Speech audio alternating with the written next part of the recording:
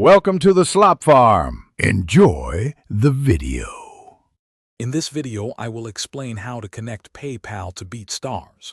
First, open your web browser and navigate to the BeatStars website. Log into your account using your registered email address and password. Once logged in, locate the main navigation menu, usually found at the top or side of the page. Look for a section labeled Settings or My Account to begin the process of linking your payment method. Next, within your account settings, you'll need to find the Money and Payouts or Payout Settings section. This area is specifically designed for managing how you receive your earnings. Click on this option to reveal the available payout methods. You should see an option to add or manage your PayPal account.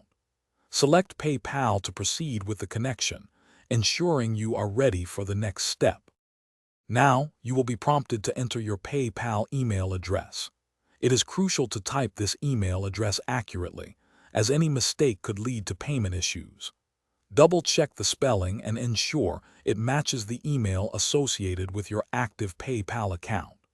Some platforms may require you to re-enter it for confirmation, adding an extra layer of security to protect your transactions and ensure correct routing of funds.